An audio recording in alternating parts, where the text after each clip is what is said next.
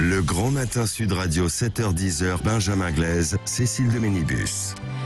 Il est 8h47, le comparateur des programmes avec ce matin Agnès Verdier-Molinier, directrice de la Fondation de la recherche sur les administrations et les politiques publiques. Et on va revenir sur ce matin. Le sujet, ce sont les candidats à la présidentielle sur la question de défense. Bonjour Agnès. Bonjour Agnès. Bonjour. Effectivement, un sujet de la défense qui est en train de prendre toute la place. Mais est-ce que les candidats à la présidentielle avaient déjà des propositions dans leur programme, Agnès Verdier-Molinier ?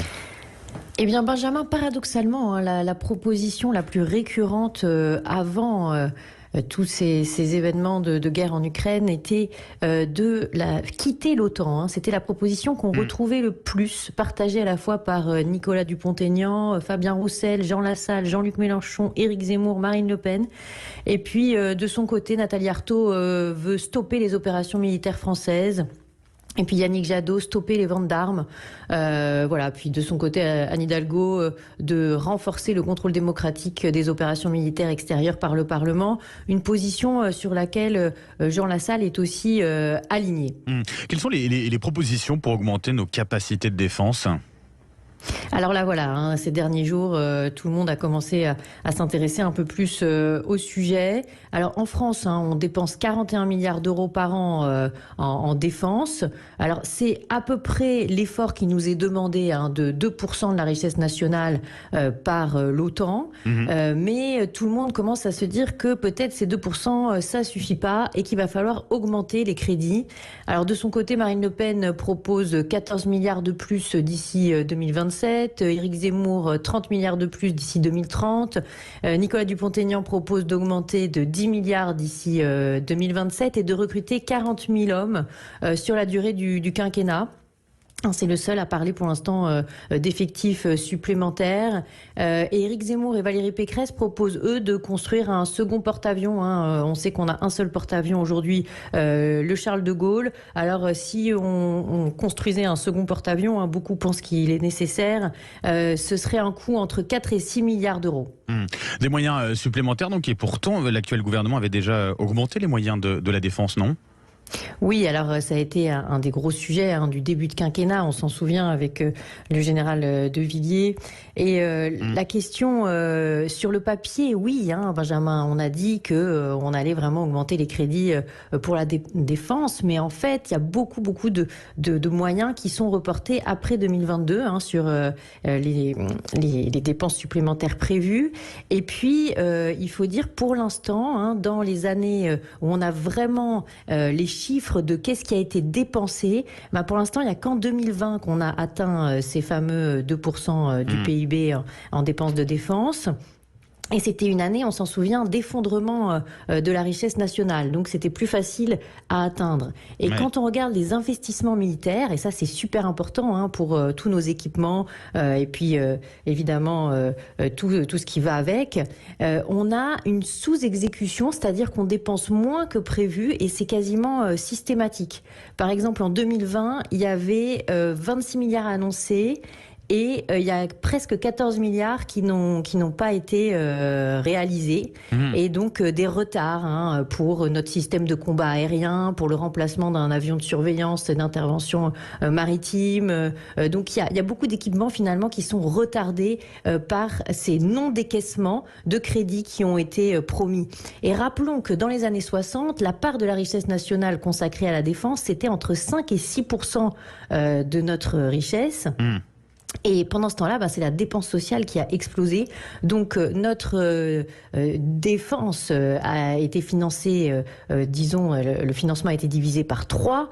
Et pendant ce temps-là, la dépense sociale a été multipliée par 2. Alors certes, on a une des meilleures armées en Europe, mais c'est vrai que l'armée française et l'armée britannique sont les deux seules qui sont vraiment très très aguerries et très très bonnes sur notre territoire européen. Donc on a dit tout à l'heure environ 40 milliards en France, 51 milliards, là c'est des dollars dépensés chaque année par les Britanniques, mais la Russie et la Chine ont des dépenses de défense qui sont gigantesques. 4% du PIB pour la Russie et 1,7% du PIB de la richesse nationale pour la Chine. Ça veut dire que la Chine, par exemple, elle dépense 221 milliards de dollars en 2020 pour sa défense, ce qui est gigantesque. Donc la question, c'est comment remettre à niveau les dépenses de défense, et ça va devenir un des sujets les plus importants de cette campagne présidentielle. Et on le sent déjà, effectivement. Merci beaucoup Agnès Verdier-Molinier. Bonne journée à vous. Bonne journée. Il est 8h52 et aujourd'hui, le 2 mars, c'est la journée traditionnelle de l'Aveyron au Salon de l'Agriculture pour promouvoir les territoires. Et pour en parler ce matin, 2 invités. Arnaud Viala, bonjour. Merci d'être avec nous ce matin, président du département de l'Aveyron. Et Jacques Molière, merci beaucoup de votre présence. Président de la Chambre d'agriculture de l'Aveyron. Bah oui, on a la chance de vous recevoir parce que vous allez vous recevoir, donc Philippe David et les Vraies Voix tout à l'heure en direct. Notre enfant. À 17h sur Sud Radio avec toute l'équipe, bien sûr, des Vraies Voix. On a l'occasion de vous accueillir ce matin ici dans ce studio de Sud Radio. Jacques Molière, j'imagine déjà que ce salon de l'agriculture, alors malgré le contexte, on aura l'occasion d'y revenir, c'était déjà important après l'attente qui a été longue, cette édition l'an dernier qui avait été annulée. J'imagine qu'il y avait beaucoup d'attentes et de plaisir à retrouver ce salon de l'agriculture. Effectivement, beaucoup d'attentes et de plaisir de retrouver le salon de l'agriculture 2 ans après. 2 ans après, puisque la dernière édition qui avait eu lieu avait été interrompue 2 jours avant la fin. Je crois que les éleveurs avaient besoin de se retrouver, de pouvoir montrer comment le travail qu'ils travaillent tous les jours est effectif, et puis un travail de qualité et de retrouver ce contact avec le grand public, au niveau de la porte de Versailles, c'était très important, et je crois que le public est au rendez-vous, les éleveurs le sont, j'espère que tout se passera bien toute la semaine. Arnaud Viala, quel est l'impact finalement de ce salon de l'agriculture sur les territoires français aujourd'hui ? Ben justement, c'est ce qu'on s'efforce de montrer dans cette édition 2022 qui est particulière, comme c'est une reprise, qui est aussi particulière parce qu'elle s'inscrit dans un contexte dont on n'aurait pas voulu, évidemment. Et nous, ce qu'on veut, c'est donner du sens à la présence du département aux côtés de la Chambre d'agriculture sur le salon. C'est un salon grand public et notre conviction, c'est que c'est en montrant à quel point agriculture, aménagement du territoire, vie d'un département comme le nôtre sont liés intrinsèquement, qu'on rend la présence des acteurs, collectivités et professionnels efficace, porteuse en termes d'attractivité. Un département, il se bat tous les jours pour être attractif. Nous, on a un enjeu démographique général. Il faut qu'on renforce la population du département, mais on a aussi un enjeu démographique agricole, parce qu'il faut qu'on incite des jeunes à s'installer dans nos exploitations. Il faut qu'on incite des jeunes venus d'ailleurs aussi à venir travailler dans les exploitations agricoles, parce qu'il y a un besoin de salariat. Et donc, tous ces messages, on vient les passer derrière les étendards des races, Aubrac et Laconne. Ça veut dire que suite au confinement, vous n'avez pas, vous, eu un retour positif de cette, je veux dire, un transhumance, donc c'est un vrai mot. Si, on a des frémissements, on a la sensation qu'effectivement, le côté positif du malheur de la Covid, c'est que le département est plus attractif. Mais nous, on ne veut pas se satisfaire de cette attractivité un peu mécanique subie. On veut être vraiment proactif et on va chercher par tous les moyens toutes nos chances et tous nos atouts. Jacques Molière, c'est l'occasion effectivement aussi d'avoir un petit peu plus l'occasion de prendre la parole aussi pour des territoires ruraux, agricoles, ce salon de l'agriculture, dans un contexte forcément particulier. Est-ce que vous avez réussi, ou l'impression d'avoir réussi quand même à avoir aussi cette visibilité-là pendant ce moment-là, justement sur un département comme le vôtre ? Un département comme le nôtre, qui est un peu un département spécifique, c'est un département à forte connotation élevage, bien entendu. Oui, tout à fait. C'est un département où l'agriculture et l'agroalimentaire représentent la majeure partie de l'économie départementale. Et c'est un département où on a voulu, depuis déjà bien longtemps, une vingtaine d'années, voulu démarquer des produits, en donnant à ces produits agricoles aveyronnais une identité. Et ce qui nous permet au Salon de l'agriculture de promouvoir ce genre d'opération. En Aveyron, c'est l'agriculture de ce département et l'agroalimentaire, c'est un équilibre entre les hommes, bien entendu qu'on a toujours privilégié, les hommes et les femmes, qui font, et Arnaud Viala le disait à l'instant, le challenge qu'on a sur les 10 ans à venir, c'est de renouveler les générations, de trouver des mains, que ce soit pour reprendre des exploitations, que ce soit pour accompagner les exploitations de 2 ans. Donc je disais un équilibre entre les hommes, l'économie, une forte économie agricole et agroalimentaire. C'est la première économie agricole et agroalimentaire de la région Occitanie, qui représente 22% de l'agriculture et agroalimentaire d'Occitanie, se fait en Aveyron. Un quart sur un département sur 13, c'est énorme. Donc à partir de l'élevage, et on a conçu et les territoires. On veut aussi préserver nos territoires qui sont une force pour la deuxième économie du territoire, qui est le tourisme. Pas privilégier, de protéger cette mosaïque de territoire qui aussi est la force de l'Aveyron. C'est un peu le modèle d'une économie durable, d'une agriculture durable qu'on essaye de promouvoir en Aveyron depuis une vingtaine d'années, 20 ou 25 ans. Et aujourd'hui, l'identité de nos produits est reconnue. Et le Salon de l'agriculture permet aussi de promouvoir cette identité. De rendre visible de rendre lisible, encore plus visible, surtout le secteur parisien. Je prendrai un exemple tout simplement. Qui aurait cru qu'il y avait une race emblématique de l'Aveyron, qui est la race Aubrac. Quand vous dites pour le Parisien, vous parlez plutôt des politiques aujourd'hui? Je parle des politiques, mais je parle aussi des affaires, des urbains sur Paris. La race Aubrac, qui est une race bovine emblématique du département, avait quasiment totalement disparu il y a 25 ans. Ça, c'est dingue. Aujourd'hui, sur les tables parisiennes, vous allez au restaurant à Paris, bien sûr sur les Aveyronnais de Paris qui tiennent des restaurants, mais aussi, plus que ça. Qui ont la mainmise, vous voulez dire. Plus que ça. Donc, la race Aubrac est reconnue. Donc, reconnue comme une race porteuse aussi. L'idée, c'est d'une race, un territoire, et tout ça faire fonctionner ensemble dans une économie de marché aujourd'hui, mais une économie de marché sur des produits bien démarqués et bien identifiés, avec une identité forte qui est notre identité. Et ça marche, et c'est une belle réussite en tout cas pour l'Aveyron. Jacques Molière, président de la Chambre d'agriculture de l'Aveyron, et Arnaud Viala, président du département de l'Aveyron. Vous restez avec nous. On aura l'occasion aussi de parler, parce que ce salon de l'agriculture, il intervient aussi une année d'élection présidentielle. Bilan notamment d'Emmanuel Macron sur l'agriculture. Ce sera l'occasion d'y revenir dans quelques instants, bien sûr. Restez là, 8h59, c'est le Grand Matin Sud Radio. Et ce matin, Revel en campagne. Sud Radio présidentielle 2022. Bonjour Éric Revel. Bonjour Cécile, bonjour Benjamin. Bonjour Eric. Bon, la guerre en Ukraine et ses répercussions sur notre agriculture. On en parle, une nouvelle crise en perspective, et les prévisions pour les éleveurs, les agriculteurs français sont inquiétantes, Eric. Oui, alors c'est Revel en campagne ou Revel à la campagne en plein salon de l'agriculture, même si le gouvernement promet des aides. Jean Castex a parlé hier d'un plan de résilience pour certains secteurs. En plein salon de l'agriculture, beaucoup de professionnels évidemment s'inquiètent dans les allées de la plus grande ferme du monde, éleveurs et agriculteurs en tête. Les éleveurs, on le sait, ont besoin par exemple de céréales pour nourrir leurs bêtes, par exemple de blé. Or, la Russie et l'Ukraine représentent 30% des exportations mondiales. Depuis le début de l'offensive russe en Ukraine, la tonne de blé a pris jusqu'à 85 €. C'est considérable évidemment pour les éleveurs. Oui, et pour être concret, cela va se traduire comment pour un éleveur qui a besoin de blé pour ses animaux?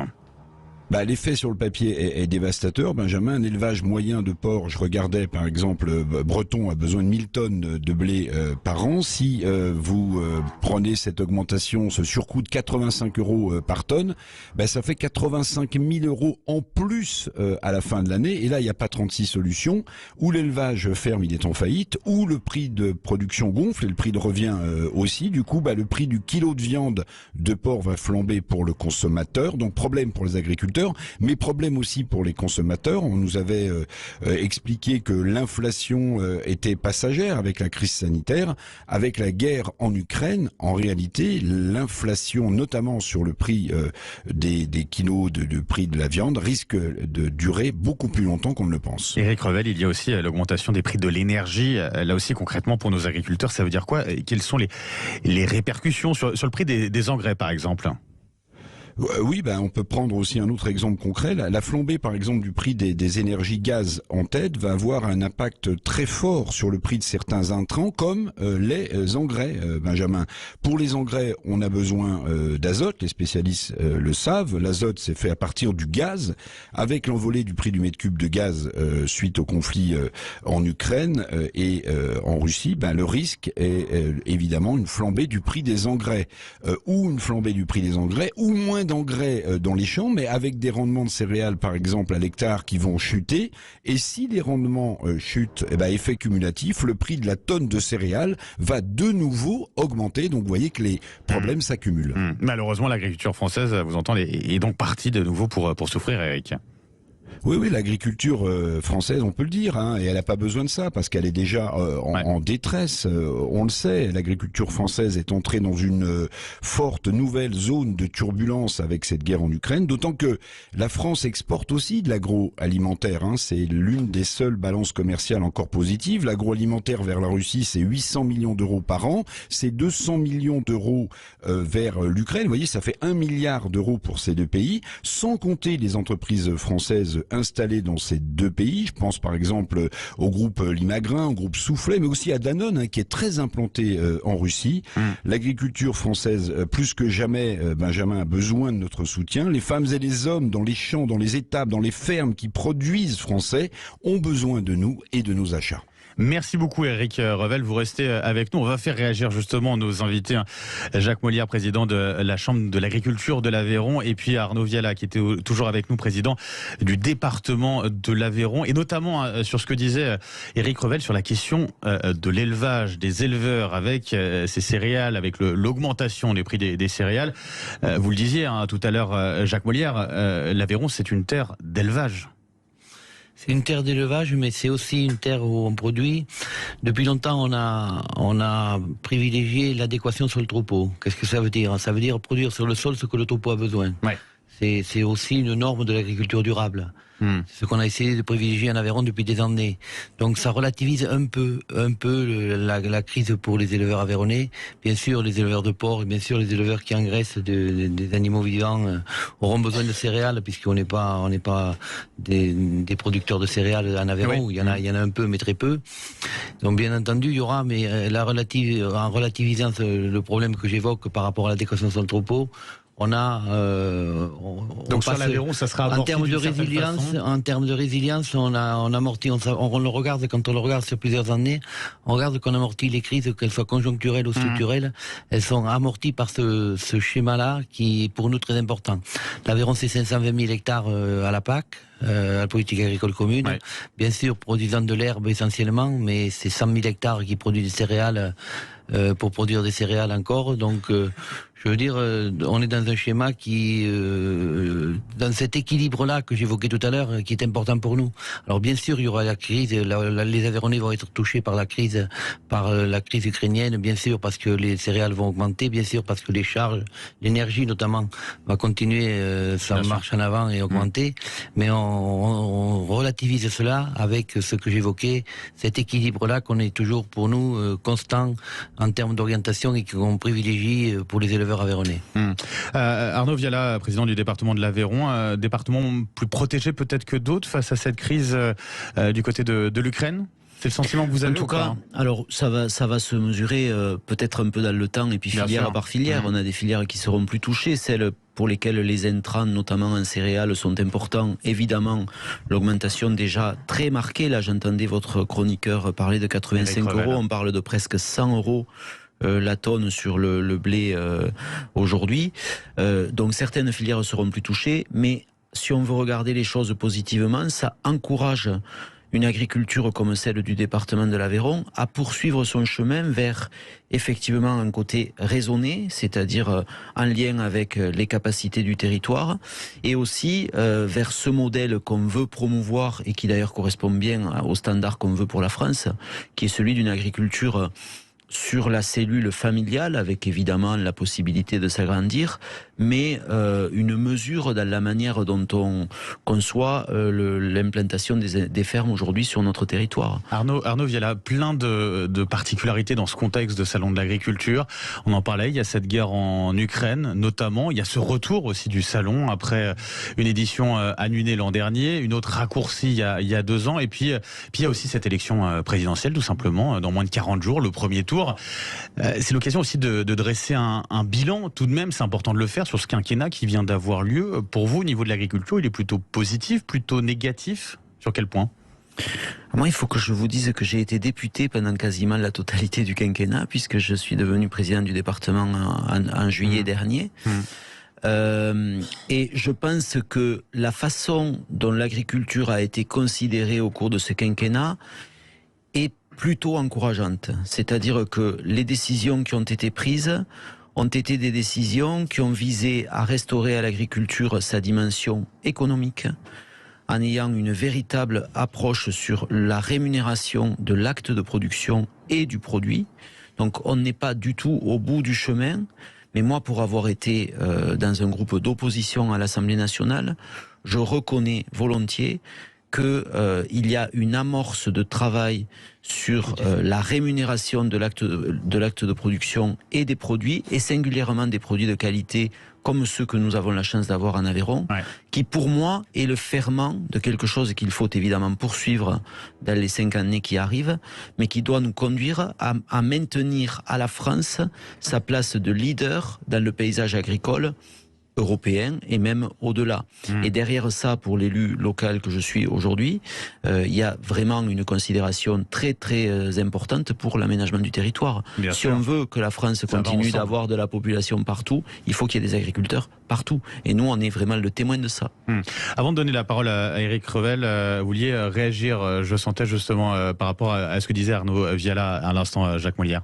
Non, je partage bien sûr ce qui a été dit, notamment, je crois que on s'est aperçu dans ce pays que la variable d'ajustement entre l'acte de production, l'acte de transformation et de commercialisation était toujours par le passé l'acte de production était la variable d'ajustement. Aujourd'hui, les politiques de ce pays ont pris conscience de ça. La loi Egalim est passée par là, elle n'a pas donné les résultats qu'on escomptait. J'espère que la loi Egalim 2 pourra poursuivre l'orientation qui est pressentie à ce niveau-là, qui fasse que l'acte de production retrouve toute sa noblesse, et bien entendu que la valeur ajoutée se reporte, cet équilibre-là, ce maître mot qui est pour nous le nôtre en Aveyron, qu'on retrouve cet équilibre entre l'acte de production, l'acte de transformation et question de juste prix. Et de juste prix. D'une certaine façon. Éric Revel, le bilan de ce quinquennat au niveau de la filière agricole, il est plutôt positif, ça va plutôt dans le bon sens, ou un avis un peu différent à ce sujet ? J'ai un avis un peu différent parce qu'effectivement la loi Egalim 1, c'est pas un euphémisme de dire qu'elle n'a pas vraiment porté tous ses fruits. On sait que la grande distribution n'a pas vraiment joué le jeu. Donc ça, c'est une première chose. On verra la loi Egalim 2 si elle corrige ces effets négatifs. Et puis il y a un autre sujet aussi que j'adresse à vos deux invités, c'est la nouvelle politique agricole commune qui va rentrer, qui va être mise sur la table. Est-ce que cette PAC, messieurs, cette nouvelle PAC va dans le bon sens pour l'agriculture française, pour l'élevage ou pour la production de céréales, ou pour les arboriculteurs aussi auxquels on peut penser? Parce que il faut pas oublier que l'agriculture non seulement est en souffrance, je le disais dans l'éditorial, mais elle a subi aussi des gels considérables l'année précédente qui ont annihilé souvent les productions, et je pense notamment aux arboriculteurs. Alors la PAC, qu'en pensez-vous? Arnaud Viala, président du département de l'Aveyron, je le rappelle, déjà quel changement sur cette nouvelle PAC, et votre avis, votre regard sur cette nouvelle PAC? Juste avant de répondre sur la PAC, je voulais dire que je suis d'accord avec Monsieur Revel. Tout n'est pas parfait, loin de là, dans ce qui a été fait dans le quinquennat. Et notamment sur les lois Egalim, on a besoin d'aller plus loin.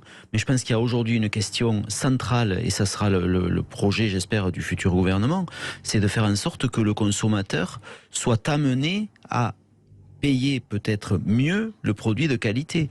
Et ça, c'est une question qui doit se poser à travers notre schéma de la distribution en France. On ne va pas rentrer dans ce débat, mais on a un vrai sujet, parce que les agriculteurs, quand ils se trouvent confrontés à la grande distribution, sont évidemment en difficulté. C'est ça que les lois Egalim 1 et je pense malheureusement Egalim 2 n'arrivent pas à résoudre complètement. Donc il faut aller plus loin. La PAC, en quelques mots, la PAC nouvelle génération, il y avait 2 enjeux pour l'agriculture française.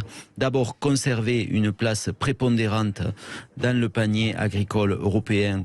Ça, je pense que ça a été relativement bien sécurisé. Et puis pour des départements comme les nôtres, comme le nôtre, conserver la place qui est nécessaire pour l'agriculture d'élevage. Et la PAC a fait l'objet de négociations très âpres.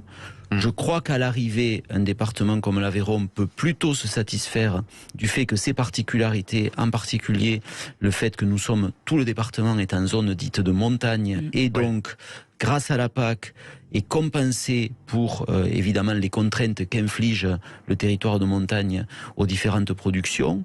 Là encore, on peut toujours mieux faire, mais je crois aussi qu'il faut savoir, dans la durée d'une PAC, tirer le meilleur de ce qui est proposé et faire en sorte que d'emblée maintenant, on travaille sur la PAC suivante avec l'enjeu majeur, je pense, du renouvellement des générations, dans un contexte aussi où on voit que le développement... C'est très important. Et oui, où on voit que le développement durable, l'éco-construction de la politique agricole, elle va peser lourd. Juste un dernier mot sur Julien de Normandie qui a présenté sa feuille de route. On parle beaucoup d'agriculture et de numérique et de technologie. Beaucoup de territoires aujourd'hui sont encore en zone blanche. Est-ce que c'est pas mettre un peu la charrue avant les bœufs, finalement ?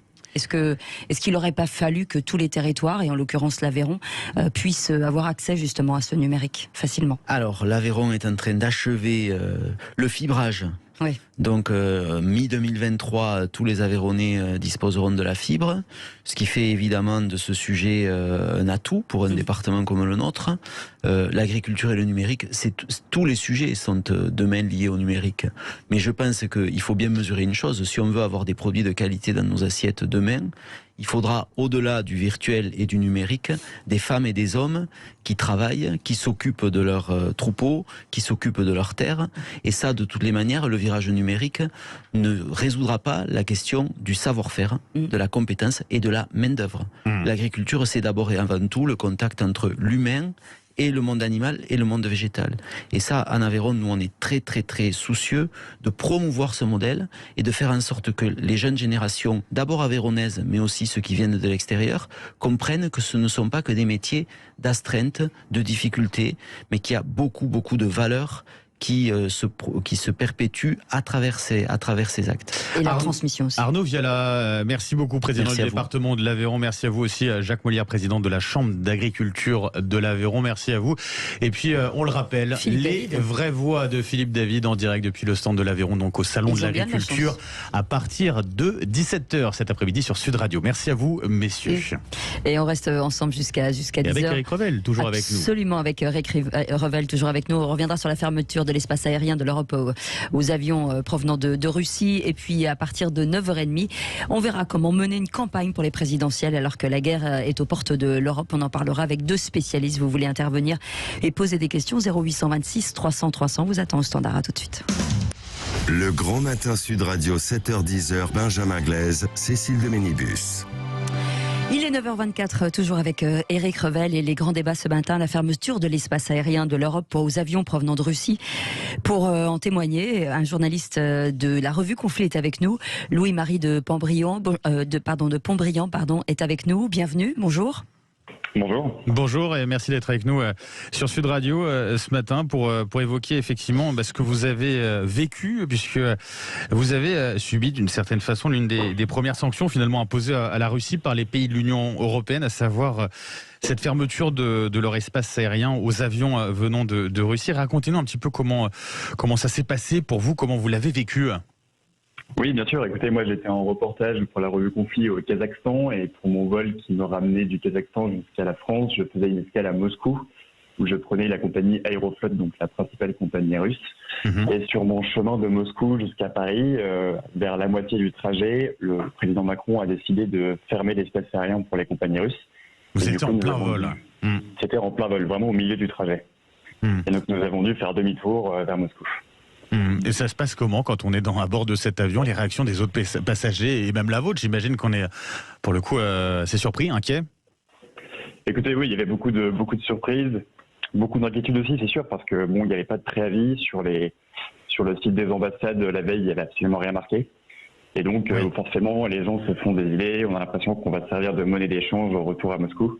Mais bon, finalement, ça s'est quand même plutôt très bien passé. C'est-à-dire, alors du coup, vous êtes arrivé, vous êtes retourné en Russie, et là, qu'est-ce qui s'est passé? On est retourné en Russie, on a eu beaucoup de problèmes logistiques, parce que comme on n'avait pas de visa russe, il fallait qu'on puisse récupérer nos valises, donc ça a été toute une histoire. Et puis après, on a dû passer par Dubaï avant de revenir à Paris. Est-ce que vous avez été pris en charge par les services consulaires, par hasard, par exemple? Non, pas du tout. On était un petit peu livrés à nous-mêmes, mais on a été très bien pris en charge en revanche par la compagnie aérienne russe qui nous a proposé certaines choses pour pouvoir rentrer plus facilement. Vous avez eu contact aussi avec les autorités russes, avec des Russes au niveau de l'aéroport. Comment ça se passait à ce niveau-là, dans l'attente? Écoutez, oui, on a été en contact avec les douaniers, puisqu'il fallait qu'on puisse récupérer nos valises. Bien sûr. Donc ça a pris un certain temps, on a été un petit peu interrogés, mais rien d'exceptionnel non plus. Interrogé sur quoi? Sur quel type de questions? En fait, c'était vraiment un problème logistique, c'est qu'il fallait qu'on récupère nos valises et que les valises étaient derrière la douane. Comme on n'avait pas de visa, on ne pouvait pas passer la douane. Et donc, il a fallu qu'on négocie avec eux pour que quelqu'un puisse transférer nos valises sur notre vol qui nous amenait vers Dubaï. Vous avez vu que l'aéroport, à ce moment-là, il y avait quand même une ambiance particulière ou pas? C'est vrai qu'on a peu de retour de ce qui se passe en ce moment en Russie. Ils sont peu nombreux à prendre la parole. C'est difficile. Vous avez eu une impression particulière de l'ambiance qu'il y avait ou c'était compliqué? Voilà, c'est dans l'aéroport et forcément c'est un peu à part. Écoutez, non, je ne pense pas qu'on puisse prendre réellement le thermomètre de ce qui se passe en Russie dans l'aéroport. C'est sûr qu'il y a essentiellement des étrangers. Mais en revanche, c'était assez intéressant de voir que au sein de l'avion, il y avait beaucoup d'Européens, notamment les équipes d'escrime qui étaient à Sochi et qui ont dû également trouver d'autres vols pour rentrer en Europe. Donc non, il y avait surtout effectivement un petit peu d'inquiétude au sein des passagers. Mais finalement, tout s'est très bien passé et on a tous pu rentrer en France dans des conditions tout à fait normales. Avec un sentiment, en tout cas, un peu d'abandon du côté des services consulaires quand même, quoi. Sur le moment. Écoutez, oui, d'abandon, j'en sais rien, mais ce qui est sûr, c'est que on n'avait pas du tout été prévenus. C'est que la veille, sur le site de l'ambassade, il n'y avait pratiquement rien qui concernait le conflit avec l'Ukraine. Donc on pensait qu'on allait rentrer extrêmement tranquillement. Bon, en tout cas, la bonne nouvelle, c'est que vous êtes rentré et que tout va bien pour vous et c'est le principal. Louis-Marie de Pontbriand, un grand merci en tout cas d'avoir été avec nous ce matin sur Sud Radio. Je rappelle, journaliste à la revue Conflit. Je vous souhaite une bonne journée. Je vous en prie, merci à vous. Merci à vous. Merci d'être avec nous en tout cas. Et dans un instant, on va revenir sur les présidentielles 2022. Oui, c'est dans moins de 40 jours. La vérité en face. Et on va comment mener une campagne justement dans le cadre des présidentielles alors que la guerre est aux portes de l'Europe. Vous avez une réponse, vous ou pas, Cécile, à cette question? C'est une grande question. Je vais réfléchir. En tout cas, on posera la question à nos invités ce matin. Jean Garrigue sera avec nous, historien, président du comité d'histoire parlementaire. Et puis Olivier D'Artigol, ancien porte-parole du Parti communiste français, conseiller municipal de Pau. Et vos appels, 0826 300 300. Est-ce que vous pensez qu'effectivement, la démocratie est amputée? Est-ce que vous avez peur de l'abstentionnisme? Est-ce que vous avez peur justement que les candidats ne puissent pas s'exprimer? Est-ce que Emmanuel Macron doit lui se présenter ou annoncer sa candidature? Vous nous appelez 0826 300 300 et on vous attend au standard jusqu'à 10h. À tout de suite.